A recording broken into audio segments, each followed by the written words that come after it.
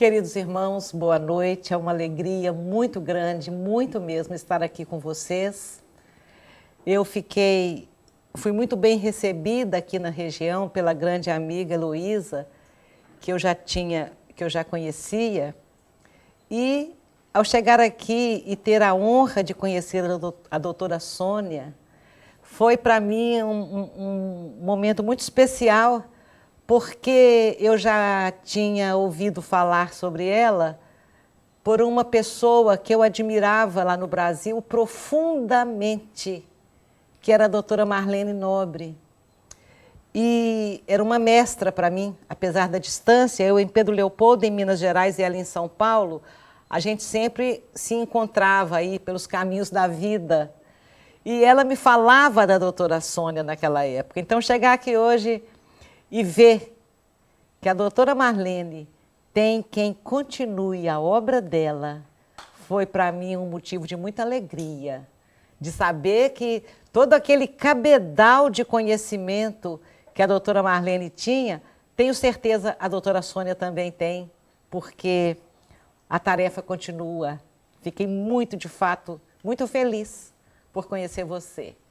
E estou muito feliz também de ter a honra de estar aqui na Sociedade Espírita Allan Kardec. Não posso falar o nome do estado, porque minha filha uma vez me aconselhou a não falar nenhuma palavra em público em inglês. Parece que é Maryland. Falei certo? Falei certo?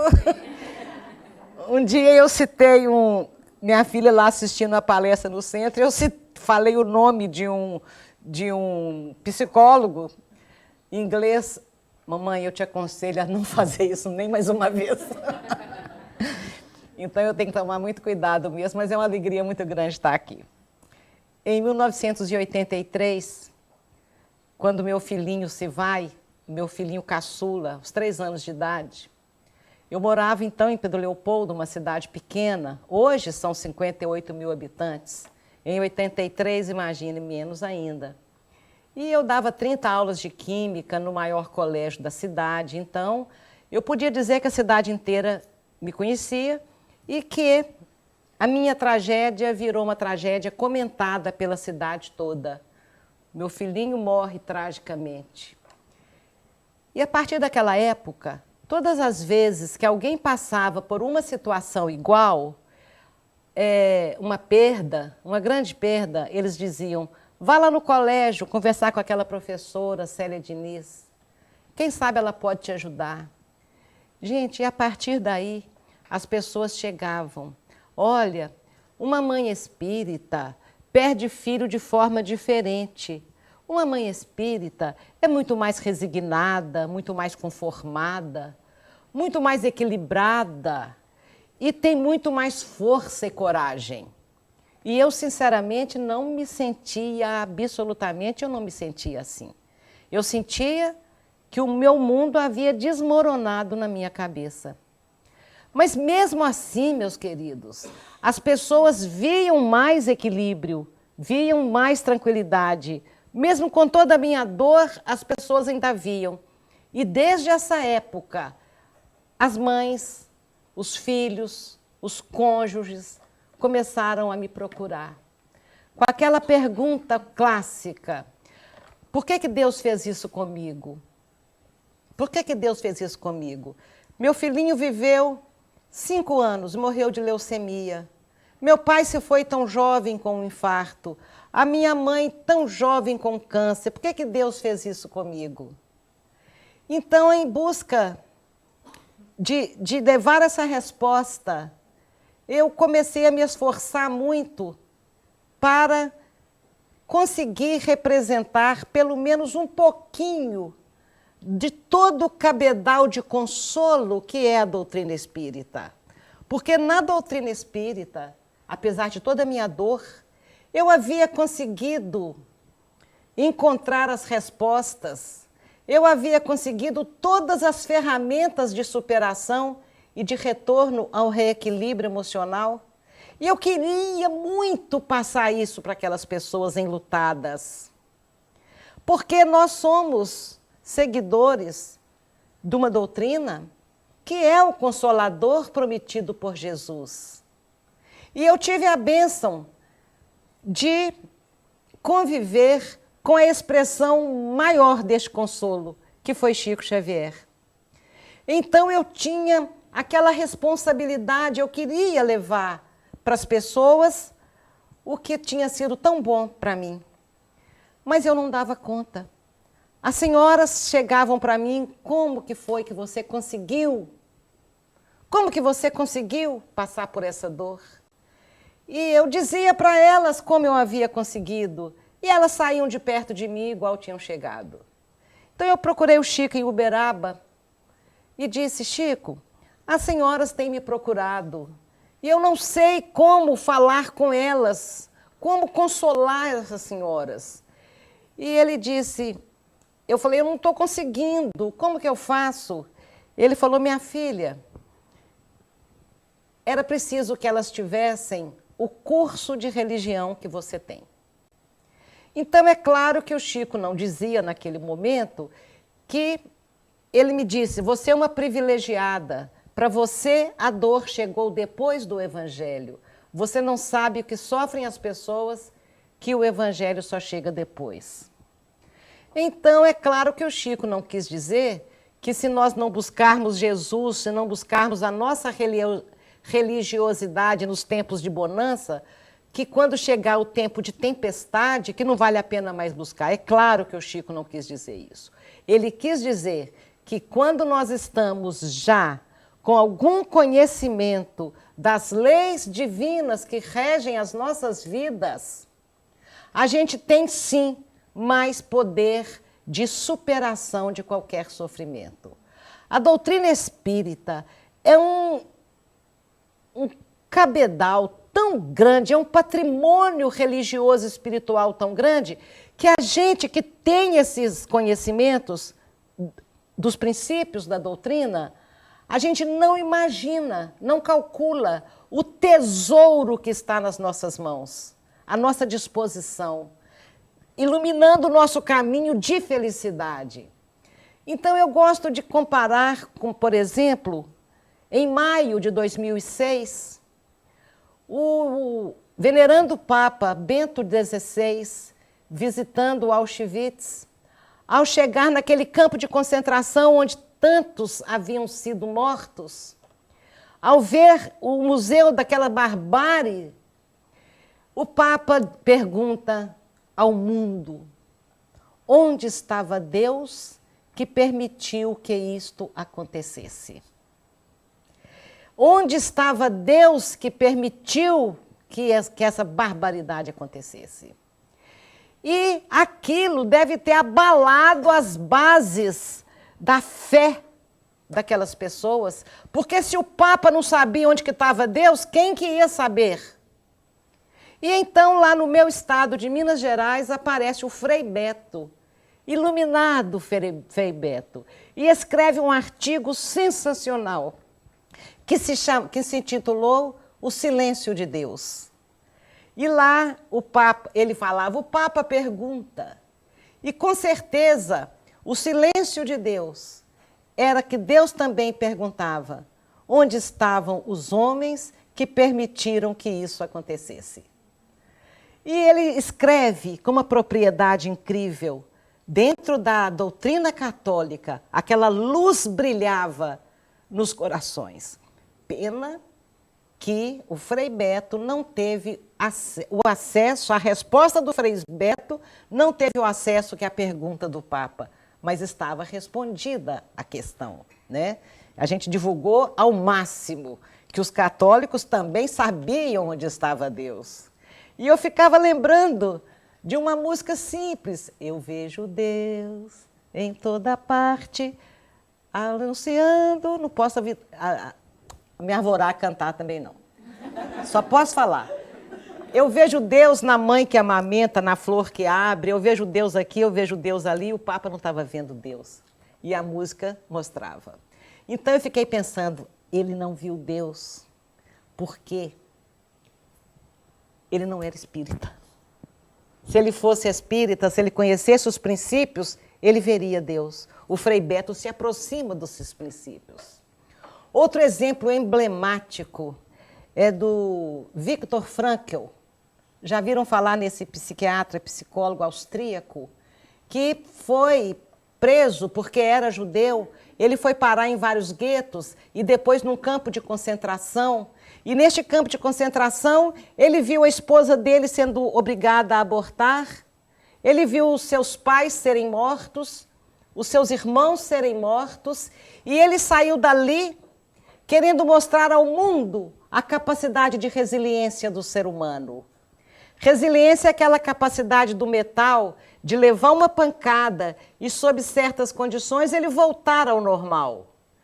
E ele queria provar ao mundo que o ser humano era resiliente. A gente levava uma pancada e, sob certas condições, nós também tínhamos toda a capacidade de recuperar a alegria de viver. A alegria. Recuperar da pancada, recuperando a alegria. Então, ele escreve um livro sensacional que se chama O Sentido da Vida. Mas neste livro ele faz uma pergunta, algo parecido com o que vou falar, intrigante.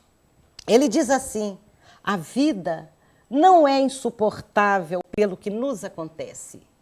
A vida é insuportável pela falta de sentido do que nos acontece. Isso tudo resume a mesma pergunta que os enlutados nos faziam: por que que Deus fez isso comigo? Porque quando a dor, o sofrimento tem um sentido, tem um propósito, quando você compreende o propósito da vida, você não pergunta. Você não pergunta, a pergunta não é essa. A pergunta tinha que ser, no mínimo, por que não comigo? Por que não comigo? Já a pessoa já teria um primeiro passo melhor para entender o sentido da dor. Então, meus queridos, a gente vai aprendendo. E chega na casa espírita e as pessoas chegam na casa espírita e nós, espíritas, dizemos: você tem que resignar, você tem que se consolar, você tem que aceitar isso. Foi você que escolheu essa prova, você que pediu para passar por isso. Você precisa de seguir em frente. A morte não existe. A morte não existe. É isso que a gente diz a eles. O que Emmanuel fala sobre isso? Ver a névoa da morte estampar-se inexorável na fisionomia dos que amamos e dar-lhes o adeus indescritível é como despedaçar a própria alma e prosseguir vivendo. Aí é a espiritualidade superior reconhecendo a dor. Isso é morte. Fechar um caixão num rosto amado e dar o adeus indescritível realmente é ter a alma despedaçada. É ter o coração despedaçado. Então, a casa espírita que quiser realmente consolar, ela não pode insultar a dor que estamos sentindo. Porque essa morte aí, essa morte existe. Então a morte não existe para quem segue a vida. Mas de uma certa forma ela existe para nós que ficamos e sepultamos os nossos entes queridos. Então o acolhimento não pode ser esse acolhimento de cobrança. Segue em frente, você que pediu. Como? Que empatia é esta? Porque que empatia é essa que a gente está tendo com o sofrimento? Porque nós estudamos as leis que regem a vida durante 20 anos e quando a pessoa chega sofrendo, nós queremos que aquela pessoa reaja, que aquela pessoa tenha atitudes que nós pensamos que teríamos por conhecer o que nós conhecemos. Então, não é uma empatia de quem se coloca no lugar da indigência espiritual que o outro está. Eu expliquei direito? E eu comecei a perceber o dia que uma senhora me disse: eu vim cá conversar com a senhora porque eu estou sofrendo muito, meu filho foi assassinado e eu não quero mais saber de espírita para me consolar. Minha última esperança é a senhora. Falei, minha querida, então você não tem esperança mais nenhuma, porque eu também sou espírita. Ela falou, não, mas deixa eu explicar. Aí é que eu acordei para o fato de que nós exigíamos dessas senhoras que soubessem o que nós sabíamos. E eu fiquei imaginando como que Chico nos recebia em Uberaba. Chegava lá, com meu luto, ele olhava, vinha me abraçar, e ele podia até pensar, poxa, ela já podia ter seguido em frente, ela já podia estar melhor, ela já podia estar mais equilibrada. Ele podia até pensar, avaliar. Mas ele abria os braços e dizia, minha filha, como está doendo em nosso coração a saudade do filhinho, não é? E me abraçava. Quer dizer, ele se colocava... Não estou indo embora não, meu óculos caiu aqui, tá? Ele se colocava no meu lugar. Ele não queria, ele não me cobrava, reaja, compreenda, aceita. Ele me dava uns recados. Seu pai manda te dizer para aguentar a sua dor com dignidade. Ele me dava esses recados. Você é uma privilegiada, dava. Mas a minha dor era acolhida. É essa a função da Casa Espírita. Essa é a função de todos nós que já conhecemos esse patrimônio maravilhoso espiritual que a doutrina nos trouxe para compreender o sentido da vida, para saber de onde viemos, o que estamos fazendo aqui, para onde vamos. A doutrina responde essa pergunta filosoficamente considerada. Eu já estou com um copo aqui, eu sou tão desastrada. Põe ele aqui no chãozinho, que do chão eu não passo. Se cair, obrigada, Fifi. Agora o óculos cai na água. Então, gente, nós temos esse patrimônio e é tão importante. A minha filha sai de Pedro Leopoldo e vai fazer faculdade a 40 quilômetros, em Belo Horizonte. E chegava lá e eles falavam assim, você é de Pedro Leopoldo, da terra de Chico Xavier, não é? Ela falava, sou. Ah, você é espírita? Sou espírita. Ela falava, eu sou espírita, minha mãe preside o centro lá e tal. Por causa dessa questão, todo mundo da sala que tinha problema chegava lá, Mariana, eu estou sentindo isso, eu estou sentindo aquilo. Ela falou, gente...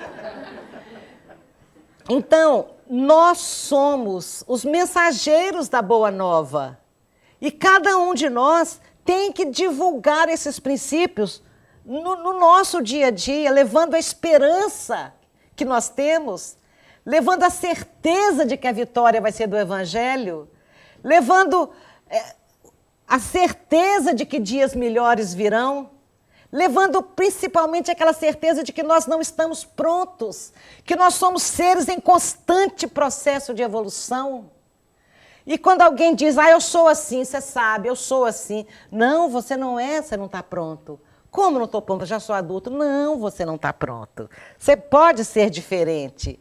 A coisa mais sensacional da doutrina que eu acho é que eu sou um ser em evolução. Então eu não vou ser sempre essa insignificância que eu sou. Eu vou crescer espiritualmente. O progresso é uma lei. Eu não tenho escolha, cresço ou não cresço. A vida não me dá esta opção. Ou eu cresço espiritualmente sendo o sujeito da minha história, fazendo um crescimento espiritual consciente, ou eu vou ser um objeto nessa trajetória. E a vida que vai me empurrar os solavancos. E foi assim que aconteceu comigo. Eu estava indo devagarinho, aí levava cada empurrão que só tinha que aproveitar o que aquela dor tinha vindo ensinar e seguir em frente. Eu levei uns solavancos para começar a caminhar. Eu não estava sendo o sujeito do meu crescimento, eu estava sendo objeto, fruto da dor que eu sentia. Porque nasci numa família espírita, fui evangelizada desde o princípio, Convivi com Chico Xavier desde a minha mais tenra infância. Meu pai trabalhou com ele na Fazenda Modelo. Deixa eu mostrar os dois aí. Trabalhou aí, meu pai estava com 38 anos e o Chico com 41. E eu cresci vendo isso, mas mesmo assim, com tudo que eu fui aprendendo, eu resolvi atender o chamado do crescimento realmente, e estou no primeiro passo desse chamado, quando a dor chegou. Porque ou é segurar na mão de Deus, ou é segurar na mão de Deus. Você não tem escolha. Então, quando a gente vai receber os nossos irmãos, com o tempo, eles vão compreender quem somos nós. O que é que nós estamos fazendo aqui? Nós não somos seres humanos. Nós somos seres espirituais. Estamos humanos. Estamos humanos. Mas, em essência, fomos criados no mundo espiritual e morrer é voltar para casa. Morrer é voltar para casa. Alguém aí tem medo de morrer?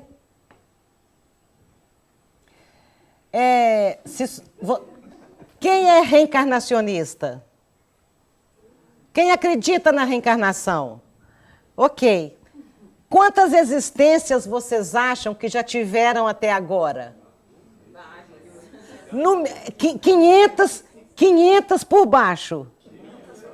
500 por baixo. 1000 existências terrestres por baixo. Quantas vezes vocês já morreram? Olha, e no entanto, ninguém está morto. E tudo que a nossa alma trouxe de experiência e que nós esquecemos, a religião é exatamente para nos lembrar. É para nos lembrar o que o nosso espírito esqueceu. A busca da espiritualidade é exatamente nos lembrar quem somos. Quem somos nós? Filhos amados do Criador.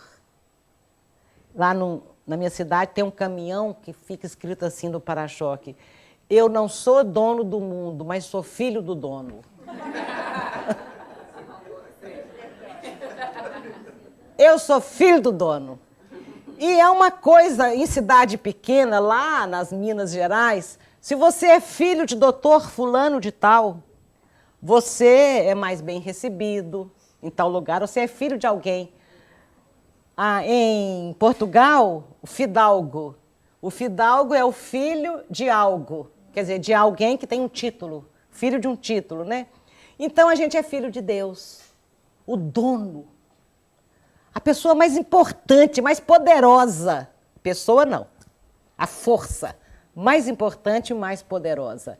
E nós não usufruímos. Somos herdeiros dele. E não usufruímos. Por que não usufruímos? Porque a gente não se reconhece filho. A gente não reconhece que ele é o pai. Quando é que vamos dar conta disso? Quando a gente começar a raciocinar. Se ele é meu pai, ele é pai dele. Então, todos somos irmãos. E enquanto a gente não conseguir ver o próximo como irmão, a gente não vai conseguir ser herdeiro de Deus. E continuamos herdeiros de nós mesmos. E isso significa colheita. Esse livro é maravilhoso. Fiquei feliz de saber, doutora Sônia anunciando aqui, o estudo da obra de André Luiz. São 14 livros que nos dão a ideia da vida no mundo espiritual. Um fala como que é morrer, o outro fala como que é nascer, um fala do planejamento reencarnatório, o outro fala da influência dos espíritos nas nossas vidas, da influência boa como da influência ruim, o outro fala da responsabilidade dos que nascem com dom mediúnico, mas principalmente trazem histórias reais, e que nos mostram a nossa vida. É a nossa vida que está ali. São fatos das nossas existências que estão ali. E ali a gente vai aprendendo, é uma coisa maravilhosa. Não conhecer a obra de André Luiz é não conhecer o que a doutrina espírita tem de mais revelador, de mais incrível. E nesse livro, essa bela frase: ninguém pode ensinar caminhos que não haja percorrido. Por isso que eu não estou aqui na posição de quem veio ensinar absolutamente nada. O nosso tema de hoje se chama Vencendo a Dor da Morte. Este é um caminho que eu ainda estou percorrendo. O verbo está no gerúndio, é uma situação inacabada. Então, como que eu vou vencer a dor da morte? O dia que eu aprender tudo que essa dor veio para me ensinar. E eu ainda não aprendi. Então, é um caminho que eu ainda estou percorrendo. Por isso, eu não estou aqui na posição de quem veio ensinar. Eu estou aqui simplesmente compartilhando com vocês, com muita honra, com muita alegria, o que eu tenho aprendido. O meu pai se vai em 1979, aos 66 anos de idade, atropelado por um caminhão, quando construía casinhas para as famílias assistidas do centro. Era um sonho antigo dele, do Chico. Na 13ª casa, ele se sente um pouquinho dor de cabeça, um pouquinho tonto, e deixa a colher de pedreiro na janela e desce de bicicleta. Ao atravessar a rodovia, ele é atropelado. E vai para o hospital e 3 dias após, ele desencarna. Chegando em Uberaba, o Chico nos conta que o Dr. Bezerra de Menezes chega perto do Chico e diz: vamos a Belo Horizonte desligar o Lico. Está na hora da partida dele. E o Chico chega e ajuda a desligar os últimos laços que prendem a alma ao corpo. Eu não sei se todos aqui conhecem sobre o perispírito. Se não conhecer, só vem cá na quinta-feira que vocês vão ficar conhecendo e vão estudar. Tem que desligar. São milhares de terminações nervosas como atando a nossa alma ao corpo. E aqueles laços vão sendo desligados. E o Chico ajuda o meu pai. Meu pai sai do corpo com a visão embaçada e escuta alguém dizendo pai. Ele olha aquela mocinha e não conhece, não reconhece. E ela fala: pai, não está me reconhecendo? Eu cresci. E ele olha e a emoção é tão grande. E a mediunidade de Chico é tão extraordinária que ele foi capaz de contar o que o espírito Lico sentia e pensava naquele momento. E o espírito Lico pensava: minha filha, 7 anos de saudade. E ali estava o encontro do meu pai com a minha irmã Daisy, que aos 9 anos de idade também tinha sido atropelada por um caminhão 7 anos antes. Então, no limiar da eternidade, estava lá esperando a filha. O encontro é tão extraordinário. E o meu pai descreve esse encontro depois numa mensagem que ele psicografou através do Chico. Ele descreve esse encontro, e isso é tão lindo, que eu gosto de contar essa história, que quando ele encontrou a filha, a emoção foi tão grande que ele desmaiou. E caiu desmaiado no colo da mãezinha dele, que tinha morrido 3 meses antes. É lindo poder levar a esperança do reencontro. Aquelas pessoas que chegam com sua dor, dizendo: nunca mais aquele tom de voz, nunca mais aquele sorriso, nunca mais aquele abraço. Não, o nunca mais não existe. O Espiritismo matou a morte, nos mostrando que a morte é muito menor do que o amor que nos liga uns aos outros. E que, então, a morte nunca foi, nunca é e nunca será um ponto final nos relacionamentos. É um pontinho insignificante no caminho infinito que é a vida. A minha mãe acreditava tanto na vida que continua, mas tanto, que quando meu pai se vai, ela fica com 61 anos, após 41 anos de vida em comum. E um dia eu a encontrei na sala da casa dela, mais melancólica, mais angustiada do que o normal, uns 2, 3 meses após a partida do meu pai. E eu disse a ela por que aquele estado de espírito, e para que vocês entendam a resposta que ela me deu, eu tenho que contar um detalhe da vida deles. No princípio do namoro, eles dançavam. Minha mãe trabalhava na fábrica de tecidos da cidade, onde trabalhavam as moças pobres que não tinham tido condições de estudar. Era uma tecelã. Eram tecelãs as irmãs do meu pai, eram tecelãs as irmãs do Chico Xavier. Então, essas tecelãs, naquela beleza do amor do início do século passado, iam para a balada, que começava às 7 da noite e terminava às 9, mais ou menos. As mães sentavam no salão, mais ou menos assim, em volta, olhando as moças dançarem. E se a moça dançasse 3 vezes com o mesmo rapaz, já começava sinal de casamento. Era um compromisso. Vocês acreditam nisso? Era sinal de compromisso. Ficava um homem, eu conhecia esse homem, velhinho já. Ele ficava no salão com um cabo de vassoura. E toda vez que o rapaz ficasse mais entusiasmado, ele batia o cabo de vassoura no ombro. Ambiente familiar. E as comadres sentadas comentavam com quem que Lico vai casar. Ele está dançando com Lia, que é minha mãe, e está dançando com a Josefa. E ele dançava com Lia, dançava com Josefa. E as comadres já estavam sem saber quem que ele ia escolher para casar. E seguindo o planejamento reencarnatório, que é uma coisa que vocês também vão ter oportunidade de estudar em André Luiz, seguindo o planejamento reencarnatório, ele casa com a minha mãe, sendo a mais feia, porque a Josefa que era bonita. Minha mãe foi a escolhida, mas teve que escutar, nossa, como é que Lico deixa Josefa e casa com aquela Lia sem sal? Sem sal. Você sabe o que é isso, não sabe? Sem sal.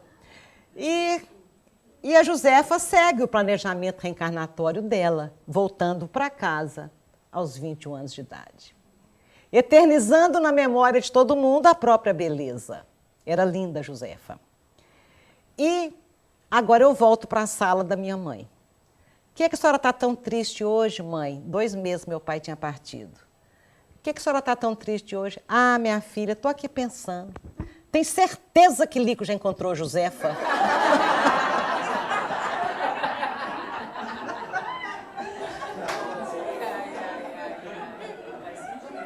A gente ia ao Uberaba. Sentávamos na mesa para comentar o Evangelho. E minha mãe não tinha coragem de pedir o Chico mensagem do meu pai. A reunião acabava, ela olhava para ele. Olha, Lico esteve aqui, mandou dizer que está tudo bem, mas não vai ditar a mensagem porque tem tantos jovens precisando de escrever para suas mãezinhas desesperadas. E minha mãe falava, está muito certo, Chico. Mas daí 5 meses nós de volta, 540 quilômetros, naquelas estradas de Minas que só Deus sabe. Aí acabava a reunião, olha, Lico esteve aqui, mandou dizer que está tudo bem, papapá, papapá. Está muito certo, Chico. Da 3ª vez, essa mesma prosa, minha mãe entra no carro com a cara.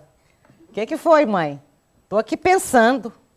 Lico deve estar muito ocupado mesmo. Não tem nem tempo de me mandar uma mensagem. E em casa ela ficava orando e falava, Lico, por que tanto silêncio?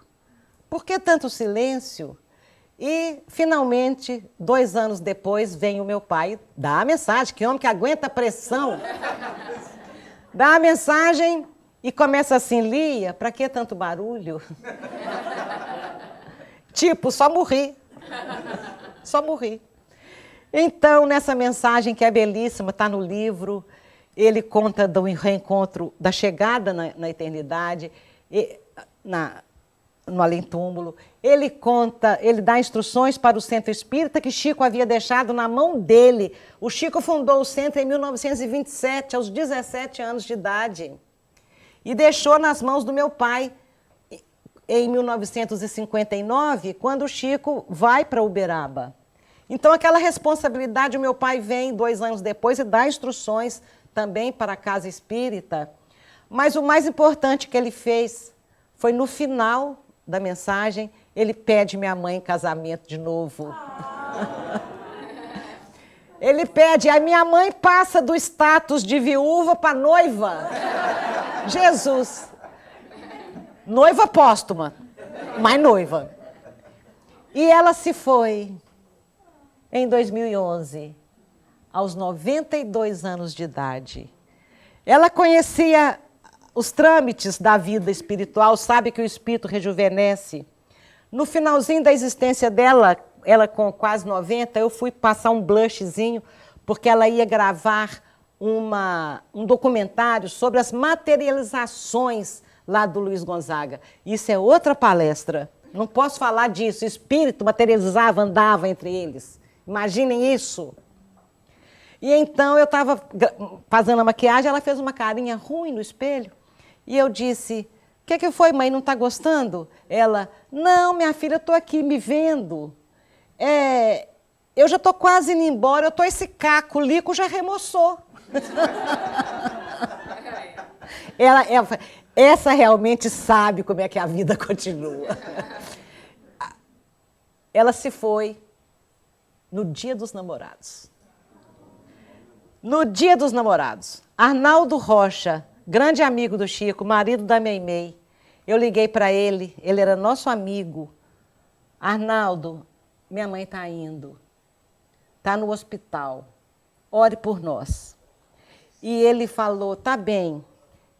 Aí minha mãezinha se vai num domingo, a gente sepulta, eu não ligo para Arnaldo contando, porque Arnaldo tinha a mesma idade da minha mãe, ele ia ter que viajar 40 quilômetros para o velório, não contei. Sepultamos minha mãe no domingo. Na terça-feira, Arnaldo me liga me xingando, ele era muito bravo. Não me contou, né? Sua mãe vai embora e você não me dá a alegria de estar com vocês neste momento tão glorioso da libertação dela. Como é que você pode me privar disso? O Arnaldo, quem te contou? Zé Xavier esteve aqui na reunião ontem. O irmão de Chico, que contou Arnaldo. Lia foi embora. Falei, mas que Zé Xavier mais fofoqueiro, Arnaldo. Falou, Lia foi embora, foi recebida pelo Lico. Foi lindo o reencontro. Então, essas coisas eu conto para os cônjuges, para dizer que quando o amor, quando o relacionamento é de alma para alma, a morte não mata. Hoje eles continuam se amando, com certeza, no plano espiritual. Não esse amor bobo nosso de olhar um para o outro, mas aquele amor que ensina a olhar na mesma direção, no modelo e guia a ser seguido. Tenho certeza que eles estão juntos. Este é o meu filhinho que cai da garupa da bicicleta da babá aos 3 anos de idade. A boquinha suja de brigadeiro. Era o aniversário, essa foi a última foto dele. Era o aniversário do irmão dele, mais velho. Ele passeava no meu bairro, Ruas Largas, bairro residencial, numa bicicleta apropriada. A babá conduzia a bicicleta e ele na cadeirinha com um cintinho de segurança. A bicicleta estava estragada, pneu furado, e ela botou o meu filho numa garupa de uma bicicleta grande. Dessa bicicleta parada, num determinado momento, numa esquina à frente, ele desce da bicicleta para fazer uma coisa, quando ele vai subir na bicicleta parada, ele passa direto e cai do outro lado. Quedinha boba, 2 pontinhos aqui, bobos. 3 dias depois, ele entra em convulsão às 7 da manhã e às 10 horas ele já estava morto. A babá falava para mim, eu matei seu filho, você me perdoa? Não, você não matou meu filho. E depois ela voltava, eu matei seu filho, você me perdoa? Com algum tempo eu estava em condições de explicar a ela que as leis de Deus não permitem que nós nos matemos uns aos outros atabalhoadamente. E que ela era responsável pela queda, mas não pela morte. E ela escutou o perdão.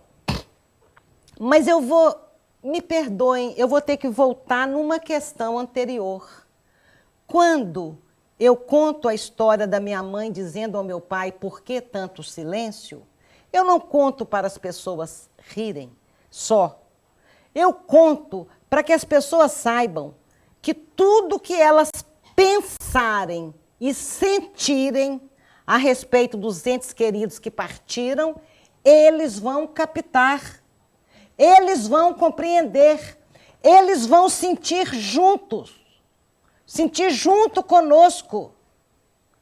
Então, quando a gente pensa, igual uma tia me disse, olha, antes de aprender isso que você está dizendo, eu era tão cruel com meu sobrinho que morreu de overdose, porque eu dizia, também puderam, olha a vida que ele levou.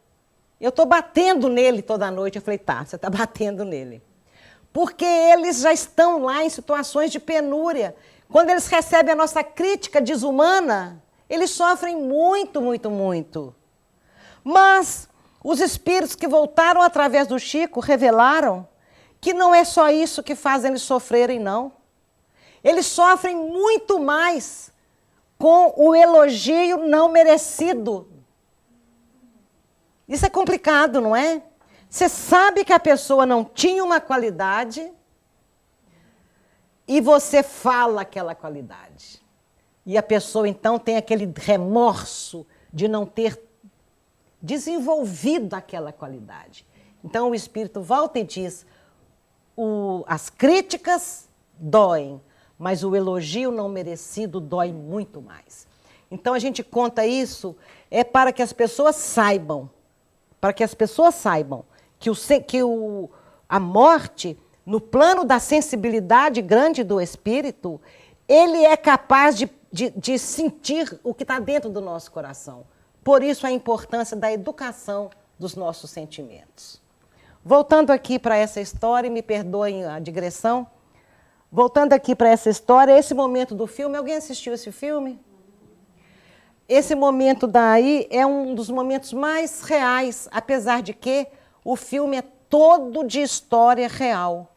Eu ajudava o roteirista, que se chamava Emmanuel, com 2 M's, e se dava ao luxo de não conhecer absolutamente nada da doutrina. Meu filho, o que você está fazendo com esse nome que você tem? Ah, meu pai era espírita. Tá bom, vamos em frente. E ele não sabia nada, e eles queriam analisar o maior número de mensagens possível, e eu ajudava, porque eles queriam botar vários casos, ajuntando. Então, vamos supor, nesse caso aqui, a Vanessa Gerbelli, que faz a nossa história, ela tinha um filho único. Então, é aí a parte da história de uma outra mãe. O marido dela era uma loucura, e meu marido quase me matou quando ele viu esse filme. Vocês lembram do marido aí? Uhum. Pois é, coitadinho, eu tive que sair explicando para a minha cidade inteira que não era aquele perfil psicológico dele naquela época, não era. Ele era um dentista da cidade, todo mundo conhecia. Um dia ele chega lá no centro, senta lá atrás no salão, 3 meses de luto que a gente estava, eu lá fazendo a palestra da noite, ele senta lá atrás e começa a chorar alto, de soluçar. E aquilo comoveu o salão, podia pegar no ar as vibrações de carinho que eles estavam mandando para ele. Porque eu não interrompi a palestra. E pedindo a Deus por ele, mas não interrompi. E ele chorando. Quando ele sai no alpendre, uma senhora diz assim para ele era dentista, diz assim, uai, doutor Aguinaldo, eu não sabia que o senhor era espírita, não?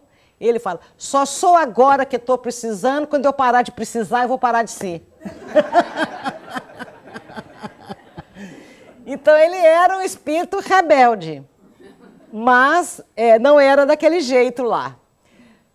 Para fazer o roteiro, nós fomos parar em São Paulo, a doutora Marlene Nobre nos recebe, porque ela havia escrito com o irmão dela, o Paulo Rossi, um livro que se chama A Vida Triunfa. Sensacional, a gente estudava tudo isso para ajudar no roteiro. Então o filme é todo verdadeiro, mas os perfis psicológicos, às vezes, assim, é uma mãe de outro caso, um pai de outra mensagem, enfim, eu não precisava de ter gastado esse tempo explicando isso, me perdoe. Então aí, esse diálogo ficou em cima. Eu chego perto do Chico e ele me diz, de cara, 4 meses depois do meu filhinho ter ido, ele me fala, você perdoou a babá, não é, minha filha? E eu olhei nos olhos dele, para não ter que explicar que eu não achava que era questão de perdão. Eu olho nos olhos dele e só falo assim, perdoei, Chico, perdoei. E ele me diz uma resposta que eu não tinha percebido que era brava. Quando as pessoas começaram a ver o filme, que elas perguntaram, Chico te falou aquilo? Chico te falou aquilo? Ele me perdoou a babá, minha filha? Perdoei, Chico. Você acha que fez muito por tê-la perdoado? Você devia ter agradecido que foi dos braços dela que ele caiu e não dos seus. Nem você, nem Aguinaldo suportariam o remorso. Este capítulo eu chamo de O Outro Lado do Perdão e consigo, depois de ter estudado de novo a doutrina, nesse ponto, explicar quantas vezes a gente pensa que a vida nos deve algo. Quantas vezes a gente pensa que a gente é tão magnânimo por ter perdoado, quando aquela pessoa apareceu na nossa vida, mostrando uma dificuldade que já era nossa, e nos libertando de ser o sujeito daquela história. Nos libertando. Porque o Chico me explica, com essa teoria bem desenvolvida, muitas mães de filhos atropelados, filhos assassinados, filhos vítimas do trânsito. No Brasil, ele é campeão quase de acidente de trânsito. Com essa história bem explicada, as mães estão compreendendo que não há acaso na lei divina. Que não há acaso. Então, a doutrina tem conseguido pacificar os corações que sofrem, sem se sentirem vítimas do outro, compreendendo que cada um ali está diante da própria colheita. Enfim, o Chico me diz que eu devia ter agradecido a moça e me explica que o meu filho era um espírito que na existência anterior havia se comprometido pela inteligência.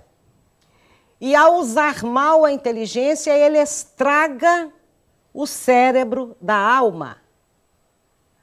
Ao estragar o cérebro da alma, ele tinha problemas no mundo espiritual, com aquela cabeça que doía. Porque o que você faz de bom, você ilumina a sua alma, a sua veste nupcial.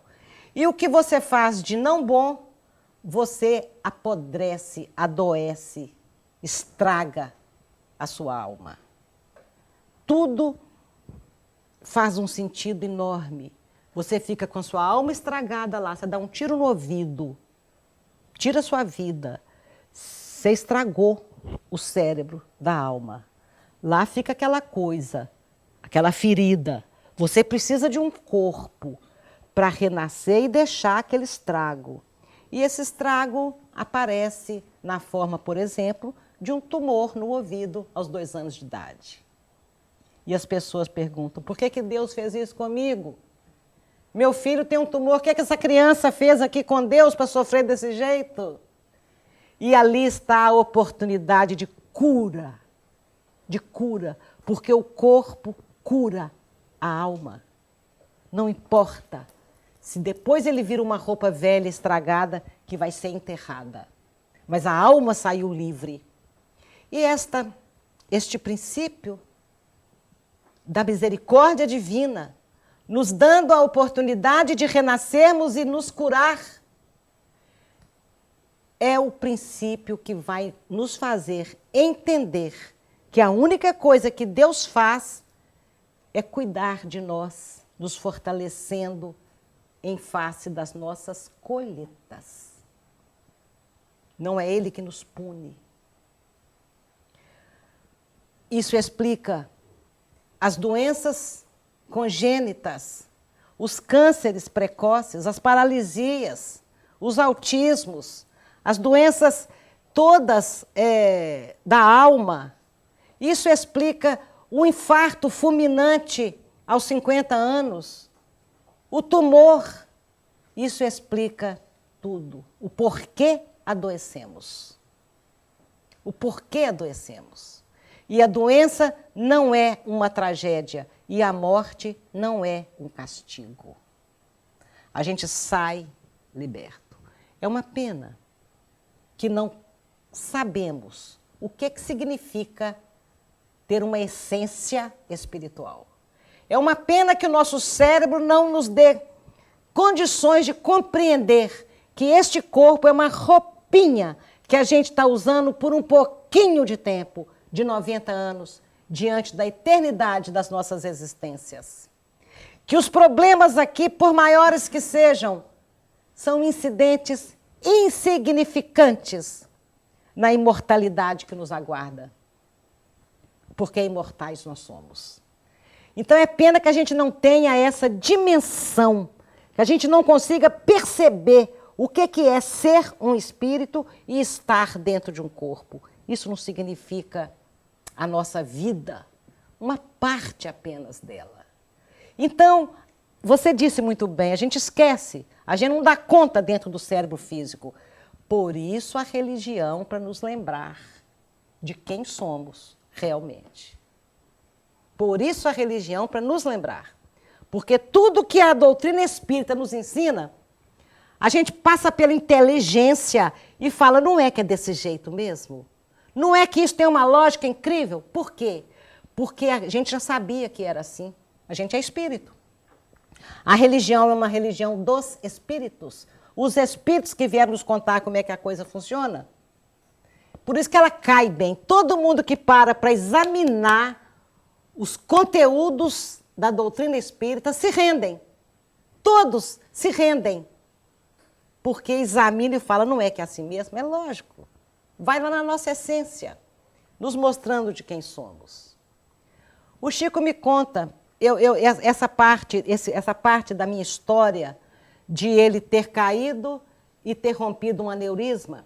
Ele fala, o seu filho tinha se comprometido pela inteligência e trouxe um aneurisma que romperia com queda ou sem queda. Isso não significa que todos os aneurismas são pelo mesmo motivo. Nada pode ser generalizado. Deus não cuida de nós em massa. Ele cuida de cada um. E cada um faz a sua história. E cada um tem a sua consequência.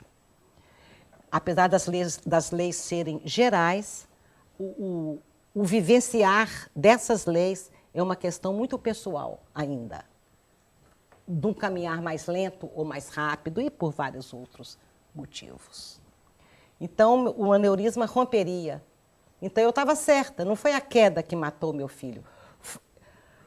A história inverte. Meu filho não morreu porque caiu da bicicleta. Meu filho tinha que morrer, então caiu da bicicleta. Um caminhão não atropela fulano e ele morre. Não, o fulano escolheu esse gênero de morte, então ele vai ser atropelado por um caminhão. Os fatos são a consequência. E é assim que a gente explica, que a doutrina explica todos os sofrimentos. Tem aquela coisa lógica, que para falar em 1 hora de palestra, não tem como. Estudem a doutrina que vocês vão ver isso lá. Renascemos com o gênero de morte mais ou menos delineado. Cada um já está aí com a passagem de volta. No bolso de trás. Ninguém quer saber. Só falta fazer o check-in. Agora, a maneira que se você vai de ônibus, de avião, de trem, a pé, de bicicleta, ou seja, se você vai morrer de morte longa, de doença longa, de uma doença de um mal súbito, de velhice, de acidente, de assassinato, de bala perdida, disso ou daquilo, já está aí. O meio do transporte já está aí. Com você já trouxe isto. E não podemos nos delongar muito explicando que nós podemos antecipar a nossa morte. Eu antecipo a minha volta para casa se eu me alimentar mal, se eu levar uma vida sedentária, se eu deixar que as emoções me adoeçam até surgir um câncer em mim. Se eu ingerir muito condimento, vocês vão estudar Nosso Lar, estão vendo que André Luiz vai embora antes por conta de uma série de deslizes contra a saúde. Então, eu posso antecipar a minha ida, mas ninguém antecipa a minha ida. Ninguém me atropela, ninguém atira em mim. O médico não erra, no meu caso, se não estiver na minha hora de partir. O Chico me conta que o meu filhinho, os meus 3 filhinhos, jogavam as almofadas no chão. O Chico descreve, sem nunca ter entrado na minha sala de televisão, ele descreve a minha sala de televisão, as almofadas no chão, a brincadeira das crianças que ficavam dando cambalhotas. E ele conta que o meu pai, em espírito, ficava ali segurando a cabeça do meu filhinho para que ele não batesse a cabeça no chão e partisse antes da hora. E aí, meus queridos, estudando sobre isso, para levar essa certeza àqueles corações que, diante da morte, culpam ou o médico, ou o cônjuge, ou culpa a si próprio, se eu tivesse deixado ele operar, se eu tivesse feito aquilo. Culpa o médico, se não tiver ninguém para culpar, culpa Deus. Então, a gente quando mostra esse plano divino, maravilhoso e perfeito, que é a nossa retirada do corpo físico e a nossa volta para casa, quando a gente volta, mostra isso para os corações enlutados, que estão revoltados, ou com aqueles complexos de culpas horríveis, que adoecem e matam, e abre portas para a obsessão, porque o remorso, a culpa, abre porta para a obsessão. Quando a gente mostra a perfeição das leis, isso tem o poder de consolação do Cristo Consolador, que Jesus prometeu. Está aí a força da consolação. Somos todos adeptos de uma religião que é o Consolador. Nós estamos consolados? Estar consolado significa que estamos aceitando as dificuldades com alegria. Estamos superando todas as nossas dificuldades. Estamos felizes, estamos harmonizados. Estamos com a esperança. Temos otimismo. Isso que é estar consolado. Se nós não estivermos vendo a vida assim, é porque nós não aprendemos ainda tudo que a doutrina tem para nos ensinar. Porque é nesse ponto que ela nos coloca. É nesse ponto que o estudo nos coloca. O certo é que com esta questão do não morrer antes da hora, eu posso garantir para aquelas pessoas que chegam, um caminhão desordenado atravessou o asfalto, pegou uma família inteira. Não foi por acaso. Jesus sabia disso. Ai do mundo por causa dos escândalos. Porque é necessário que venham escândalos, mas ai daquele homem por quem o escândalo vem. Ai do mundo. Era como se Jesus dissesse, ai deste planeta de provas e expiações. Ai deste planeta que recebem espíritos que só acreditam na dor como processo de redenção dos seus pecados. Ai desse mundo que ainda não aprendeu que ninguém precisa sofrer, basta aprender a amar. E amar. Ai do mundo. Ai desse mundo. E Jesus fala, porque é necessário que venham escândalos. Espera aí. O que é escândalo no sentido evangélico? Não é aquilo que choca, não é só aquilo que choca uma comunidade. Escândalo é toda aquela ação resultante das imperfeições humanas. Uma ação que teve como base o orgulho, o egoísmo, é um escândalo aos olhos da luz. Então Jesus fala que é necessário que venham esses atropelamentos, esses assassinatos. É necessário que venham o erro médico. Isso que eu estou chamando de escândalo. Por que é necessário? Porque nós viemos para a Terra e escolhemos maneiras escandalosas de voltar para casa. E aí vem uma questão muito delicada, que não dá tempo de explicar, e graças a Deus eu escrevi para não deixar dúvidas, apesar de que, se no final ficar alguma dúvida, eu estou à disposição para respondê-la. Qual a conclusão que nós chegamos? O mal existe na Terra, não foi criado por Deus. Deus não castiga ninguém. Nada é castigo divino. Por que eu posso chegar a essa conclusão? Porque Jesus disse, meu Pai a ninguém julga. Se meu Pai a ninguém julga, ele não condena. Se ele não condena, ele não castiga. Nós mesmos nos castigamos. Nós mesmos escolhemos que dor nós queremos passar para resgatar e recuperar a nossa consciência que pesa. Porque se aqui na Terra a nossa consciência pesa, quando você passa por uma pessoa e não dá a atenção que você acha que devia, nossa, não dei atenção, fulano estava tão triste, eu não dei atenção. Quando você é um espírito, no auge da sensibilidade e no mundo da verdade, você se enxerga estapeando a dor daquela pessoa, a necessidade daquela pessoa. E essas coisas doem muito mais. No livro Justiça Divina é um livro sensacional que explica o livro de Kardec, O Céu e o Inferno. O Céu e o Inferno. Justiça Divina, ditado por Emmanuel a Chico Xavier. É lá que eu tiro esses exemplos, essa conclusão de que Deus não julga, nós que colocamos em nós o castigo. Deus criou leis eternas, divinas, imutáveis, perfeitas, como o próprio Criador. E essas leis, conforme a questão 614 de O Livro dos Espíritos, são leis criadas por Deus, assim como a eletricidade, a gravidade, a gravitação universal, assim como qualquer lei da natureza. A lei divina, criada por Deus, para que serve a lei? Quando fala em lei, a gente tem aquela ideia de que está sendo coagido. Mas essa lei divina, ela foi criada para nos conduzir à felicidade. E só somos infelizes se delas nos afastamos. Quando você lê isso, você fala, não, estão exagerando.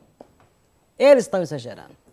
Mas não é verdade. Na base de todo sofrimento, todo e qualquer sofrimento, está o nosso afastamento da luz. Sempre, sempre. Então, é necessário que venha o escândalo. Deus não precisava do escândalo, do mal, para que as suas leis se cumprissem. Deus não precisava.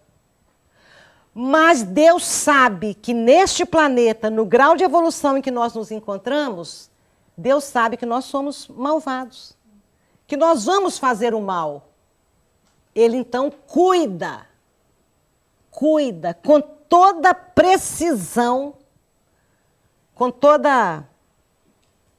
A palavra precisão aqui não é de necessidade, não, mas arruma um sinônimo aí. Com toda exatidão. Obrigada. Ele cuida para que o mal que nós já vamos fazer mesmo não atinja a quem não veio com aquela programação de passar por aquele problema. Essa certeza. Um ladrão, lá no Brasil, vocês sabem como está a situação. Mata-se por R$10. Então, um ladrão, ele pode escolher, hoje nem que eu mato alguém, mas eu vou arrumar dinheiro para me drogar. Ele pode escolher a arma, ele pode escolher a esquina, ele pode escolher o horário, ele pode escolher tudo, menos a vítima. Menos a vítima. Porque as leis de Deus não permitem que passem por ali quem não estiver na hora de voltar para casa e voltar para casa daquele jeito. É nesse Deus que o estudo da doutrina nos leva a crer. É neste Deus que eu aprendi a crer. É neste Deus que eu creio, que eu sei que existe e que está tomando conta de mim. Então, quando a gente estuda essa maravilhosa doutrina, a gente chega à conclusão: mande a vida o que mandar. Eu não tenho medo. Mande a vida o que mandar. Eu sei que eu vou dar conta. Por que essa arrogância? Porque Jesus que falou que nos meus ombros jamais fardos mais pesados que posso carregar. Jesus disse algo que podemos interpretar, traduzir dessa forma. O jugo dele é leve, é suave. Então, meus queridos, qualquer que seja o problema, o desafio, a dificuldade que a vida estiver apresentando para vocês, qualquer que seja, vocês podem afirmar peremptoriamente: vou dar conta deste problema, senão não estaria nos meus ombros. Vou dar conta, senão Deus não permitiria, as leis de Deus não permitem que o fardo nos faça sucumbir. Não, o fardo é para fortalecer. E Jesus disse também sobre isso. Deus não quer a morte do pecador, Ele quer a sua salvação. Então Deus não quer que a gente sucumba diante da dor. Deus quer que a gente aprenda e conserte o que fez errado. Então é maravilhoso poder seguir nessa vida de tantas dificuldades com essa fé inabalável, que temos um Pai e que está cuidando de nós em todas as situações, que está nos vendo. Difícil imaginar. Nós não temos inteligência para compreender a presença de Deus nas nossas vidas. Então, não insultemos essa realidade com a nossa ignorância. Falando de forma bem mineira, se não conseguimos... Não vou falar, não. Tá gravando, é capaz. Mineirês aí. É capaz. Não vou falar. Não vou falar. É nesse Deus que o estudo da doutrina nos faz. De onde vem a força? De onde vem a força de uma mãe espírita? A força vem do fato que ela sabe que a vida continua e que não é fácil morrer. 23 anos após a partida de Rangel, meu filhinho, eis-me de novo na porta de um CTI, suplicando a Deus pela permanência física de um filho comigo. E eu dizia a Deus: meu Deus, eu sei que seja feita a vossa vontade, mas eu acho que dessa vez nossa vontade vai empatar. Porque eu aprendi na doutrina que ninguém sofre um segundo a mais além da necessidade de aprender alguma coisa, que quando você aprende o que a dor vem ensinar, o karma cessa. Eu aprendi isso e eu já aprendi. Se 23 anos antes eu estava sendo arrogante com Chico Xavier, porque a resposta que ele me dá, lembra aquela? Você acha que fez muito? Aquela resposta não foi para o que eu disse, perdoei, foi para o que eu sentia. As pessoas viam uma mãezinha jovem, devastada, coração partido em 1000 pedaços. E Chico perguntando: você perdoou, né, minha filha? E essa mãezinha, perfeita. Perdoei, Chico. Nos meus olhos ele leu o meu orgulho filosófico. Viu, Chico, como é que eu compreendo as leis que regem as nossas vidas? Viu como é que eu sou magnânima? Perdoei. Ele viu minha arrogância. E 23 anos depois, eu não estava sendo arrogante, não era com uma pessoa, era com o próprio Deus. Deus, eu já aprendi tudo que a perda de um filho tem para ensinar. Olha a minha arrogância. Por isso que eu acho que a minha filha não vai embora. E, no entanto, uma dengue hemorrágica levou a Mariana em 3 dias. Não deu tempo nem de entender o que estava acontecendo. E lá se foi a Mariana.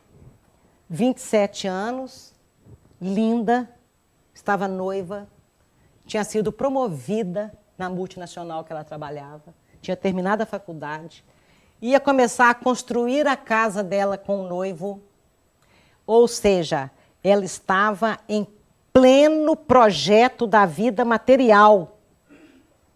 E morre. E morre.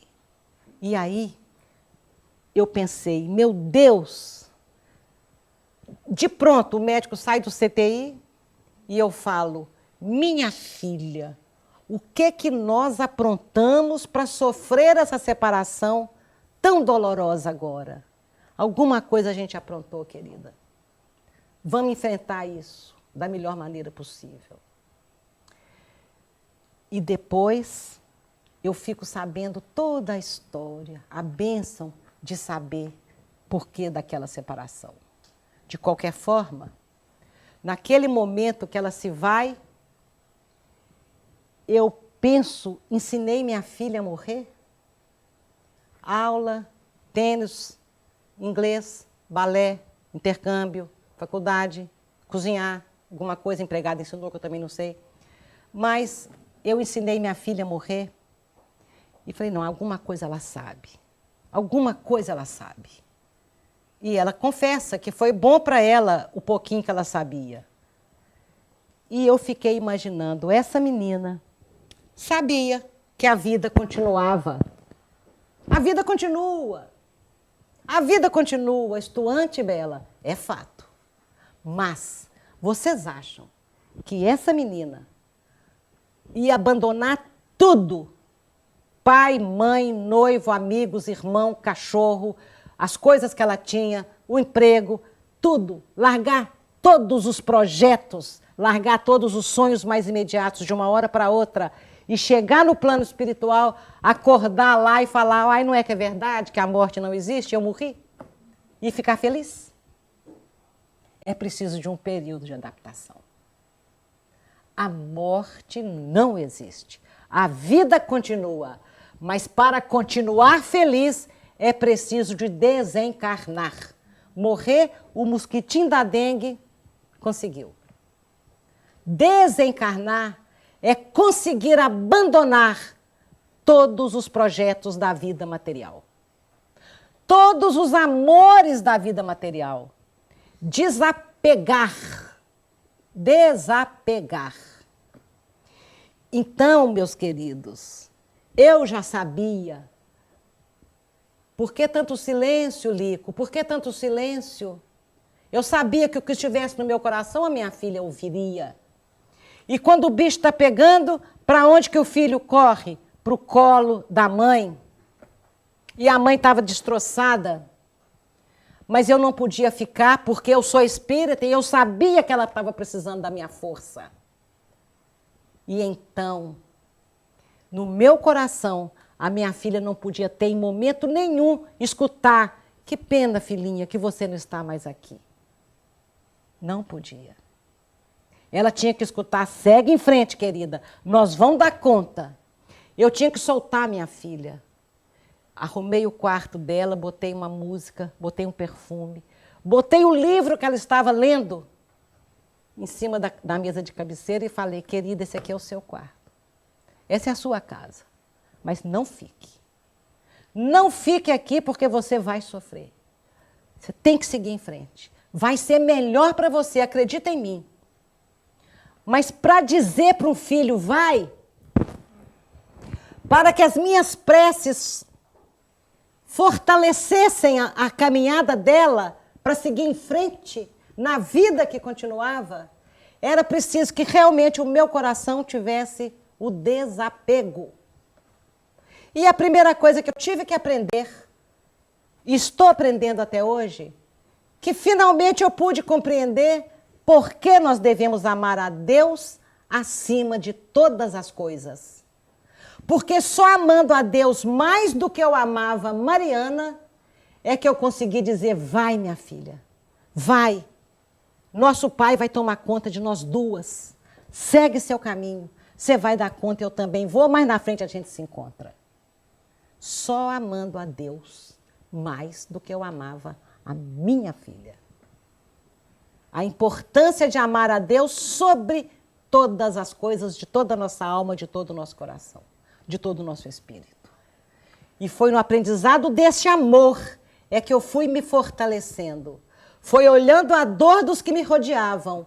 Chegava o Dia das Mães, Natal, aniversário, o meu filho mais velho, que era o único então que tinha ficado, hoje com 40 anos, ele chegava perto de mim com presente, olhava no fundo dos meus olhos. Ele queria encontrar ali um mínimo de alegria, porque ele estava comigo. E não era justo a dor da ausência de um filho ser maior do que a alegria da presença de outro filho. Não era justo, eu precisava de equilibrar isso. E eu tinha que sorrir para o meu filho, porque ele já tinha a dor dele, ele amava profundamente a irmã. Ele já tinha a dor dele, eu tinha que sorrir para ele. Eu tinha que fingir que eu estava feliz. E eu sorria para ele com o coração chorando. E eu sorria no Dia das Mães, eu sorria no Natal, eu sorria no aniversário dele, no meu, do pai dele, eu sorria para ele. E foi sorrindo para ele que eu voltei a sorrir para a vida. Fisiologicamente, quando você sorri, você aciona neurotransmissores. E você sorri. Chico Xavier dizia, o coração é seu, mas o rosto é dos outros. E quando você vai seguir isso, você vai acabando introjetando. Mas não foi sem a oração. Sem o poder da oração, ninguém consegue nada. Olha que maravilha, gente. O homem se eleva em oração e Deus se inclina em misericórdia.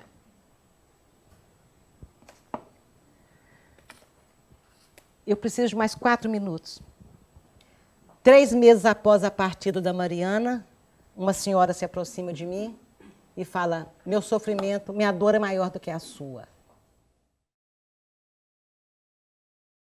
Acordei de pronto, porque Chico Xavier havia ensinado que quem está com a perna amputada não pode menosprezar a dor do mindinho, da unha encravada no mindinho de alguém. Quando ela chegou e me disse que a dor dela era maior do que a minha, eu de pronto concordei. E depois eu vi que realmente era. Ela falou, tem 3 meses, minha filha é viciada em drogas. Tem 3 meses que eu não sei onde ela anda. Eu não sei se ela trafica para drogar-se. Eu não sei se ela se prostitui para drogar-se. Eu não sei onde está minha filha. E eu achei que isso era um sofrimento grande demais para uma mãe. Muito grande. Ela falou, eu não sei onde está minha filha. E você sabe onde está a sua. Minha dor é maior.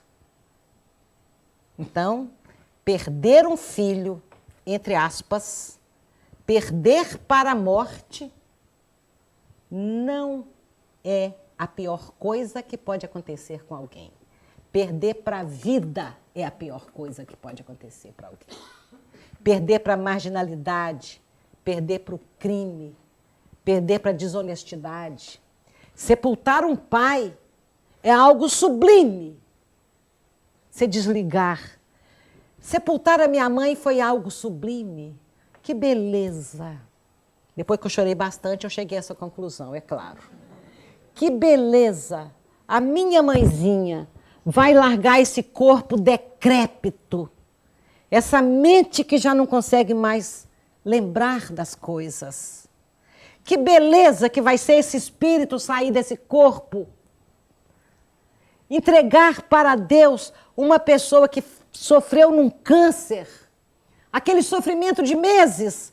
Que libertação é para a alma. Sair daquela doença, sair daquele lodo que dói. Então, entregar para a vida, isso sim. Sepultar um pai digno e honrado é sublime. Ver o pai execrado porque roubou os cofres públicos, preso de gravata, terno e algema na mão e Polícia Federal em cima, como estamos vendo no Brasil agora, isso dói.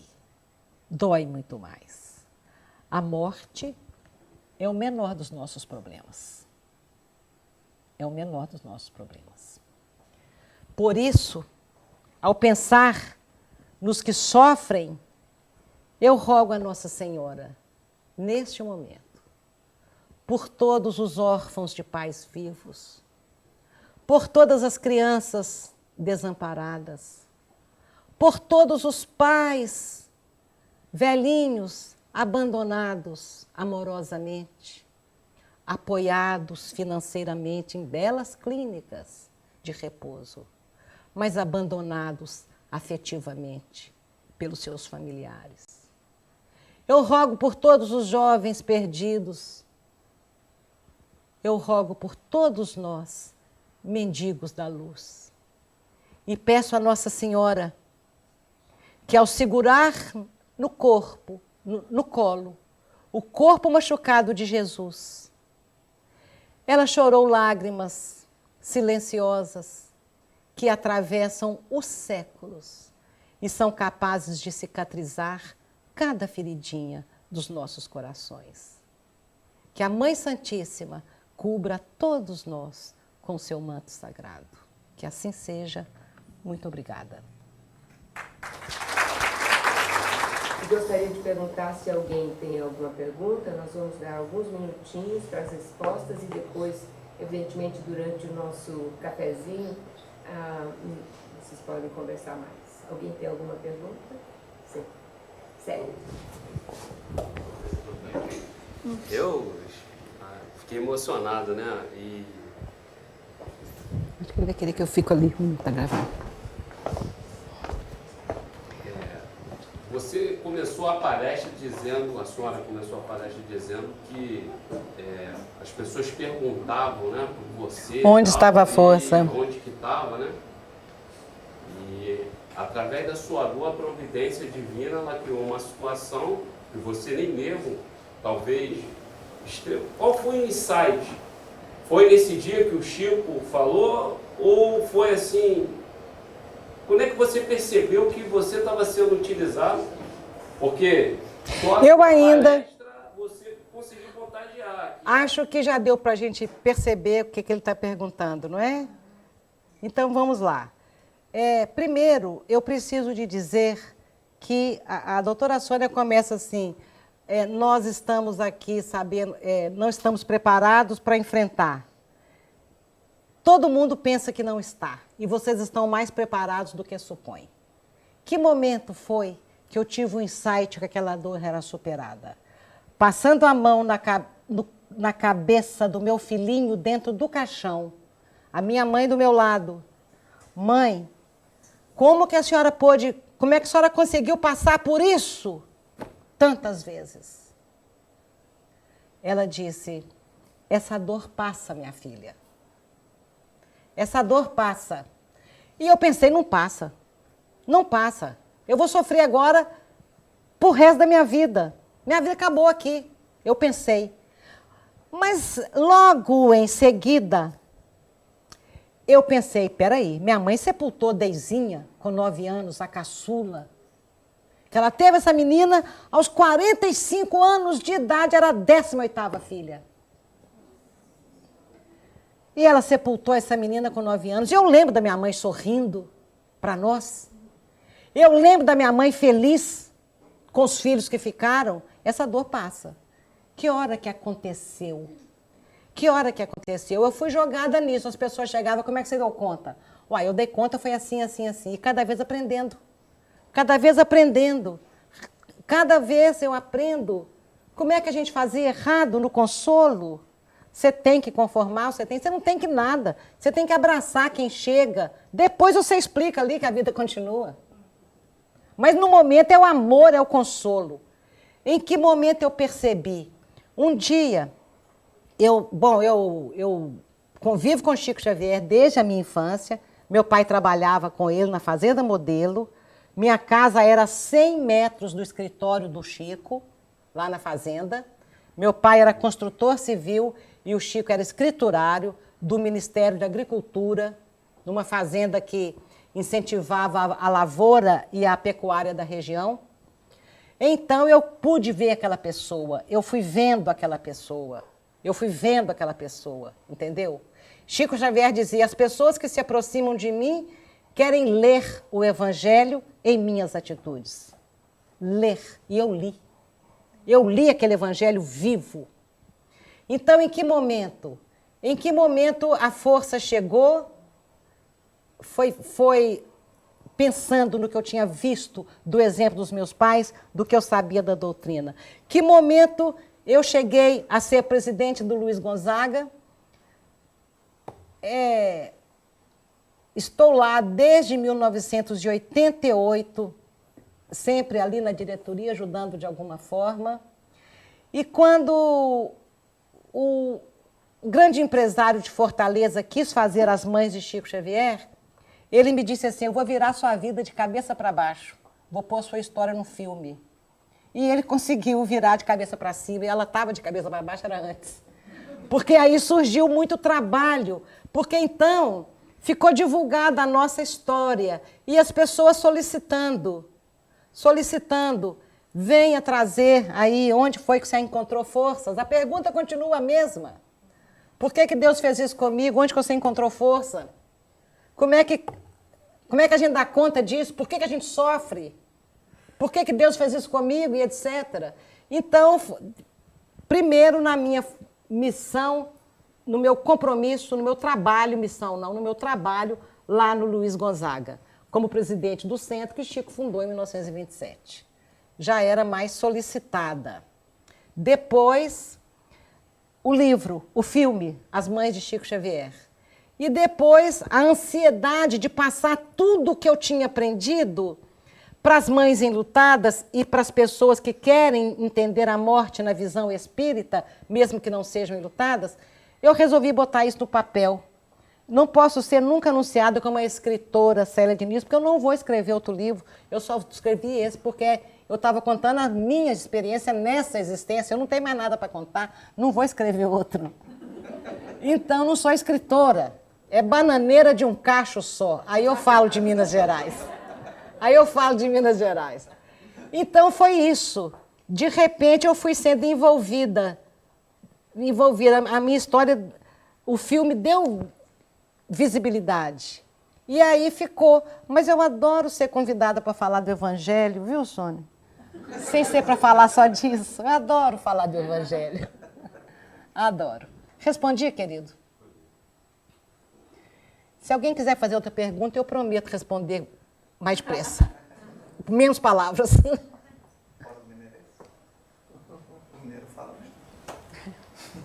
A senhora sendo fonte de consolo para tantas pessoas de mais diferentes sortes e background, de religião também, não sei nem se é uma pergunta até meio cabível, mas na experiência da senhora, é mais difícil consolar alguém que desconhece o Espiritismo ou consolar alguém que conhece o Espiritismo e precisa ter a sua fé, os seus ensinamentos, o seu conhecimento reafirmado? Interessante a sua pergunta, obrigada por fazê-la. Mas eu devo retificar uma coisa. Eu não sou a fonte de consolo. O Evangelho é o consolo. A doutrina espírita é o consolo. E eu peço a Deus que não tenha pequenado tudo que ela ensina sobre esse tema. Entendeu? Eu não sou a fonte de consolo. A doutrina, sim, é o consolo. A segunda parte da sua pergunta era qual? Se é mais difícil consolar ou... Você sabe o que me apavora? Me apavora quando alguém me telefona, e-mail, zap ou messenger ou o que for, e fala assim, eu preciso de encontrar com você. Eu perdi um filho. Eu vi suas palestras no YouTube, li seu livro, eu preciso de encontrar com você. Eu falei, meu Jesus. Meu Jesus. Como é que faz? Aí eu lembro. Como é que está doendo no nosso coração a saudade do filhinho, não é, minha filha? Aí eu lembro. Ela quer encontrar. Quando a pessoa chega e diz, eu sou espírita, mas agora que fulano morreu, eu já não sei se eu concordo mais com a doutrina. Então não era espírita. Então não conhecia. Frequentava a casa espírita. Uma vez por semana, ritualmente, ninguém se torna espírita porque senta numa cadeira e escuta a palestra. Porque toma passe. Porque toma água frutificada, acredita na reencarnação e vê espírito. Ninguém é espírita. Ninguém é espírita. O espírita é reconhecido pelo esforço que ele faz para ser uma pessoa melhor, o esforço que ele faz para estudar a doutrina, porque ali estão as respostas que ele precisa. Eu percebo que vai muito do temperamento da pessoa. A pessoa que nunca foi contrariada, ou se foi não reagiu bem, a pessoa que teve sempre as suas vontades impostas e atendidas, essas pessoas sofrem demais quando perdem o filho, porque não aceita como é que Deus ousou tirar o meu filho. Sabe? Então depende muito do temperamento da pessoa, não depende nem, a princípio, do tanto que ela conhece ou não conhece. Depende do coração. Depende do coração dela. Porque se ela é uma pessoa pirracenta, egoísta, teimosa, nós temos um pouco dessas coisas, não é? Quanto mais pirracentos, egoístas, teimosos e arrogantes de querer sempre a nossa vontade, mais a gente vai sofrer. E o belo da doutrina espírita é que ela nos mostra Deus através das lágrimas. Porque as outras religiões deixam passar batido. E você ama aquele Deus que faz a sua vontade. Quando não é feita a sua vontade, e a gente fala absurdos como: Deus foi tão bom para mim que meu marido arrumou emprego de novo. Então Deus é ruim porque não está arrumando? Deus é tão bom para mim que eu tive um câncer, mas sarei. Então Deus está sendo ruim porque morreu? A gente faz de Deus manobrista de estacionamento. Deus foi tão bom para mim que eu cheguei atrasada e arrumei uma vaga para estacionar. A gente só consegue ver Deus quando é feita a nossa vontade. E todo dia a gente reza que seja feita a vossa vontade. Mas a gente só enxerga Deus quando faz a nossa vontade. E a doutrina espírita nos mostra a exuberância da misericórdia divina e do amor divino em nossas vidas, mesmo quando nós estamos sofrendo. Isso é que é lindo. E vale a pena se exaurir ao máximo tentando passar isso para as pessoas, apesar de que experiências são intransferíveis. Certezas são intransferíveis, mas pelo menos há um despertar da compreensão da vida. E nem nós espíritas, às vezes, compreendemos direito. Posso fazer um testezinho? Vamos lá. Quero saber se vocês estão afiadinhos. Quem planta o bem, colhe.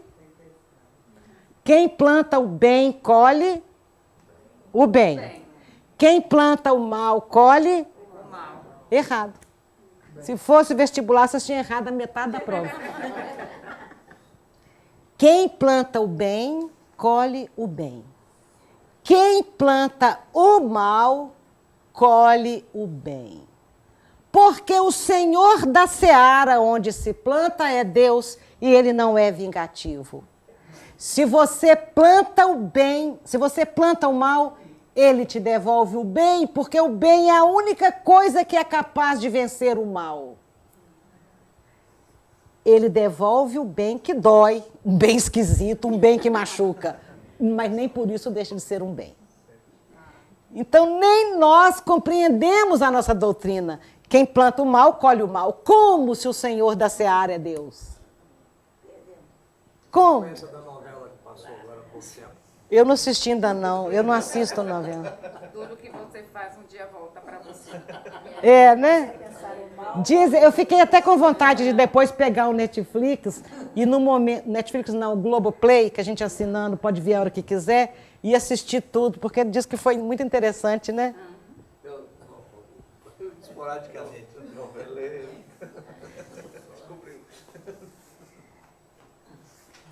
Obrigada. Nada, querida.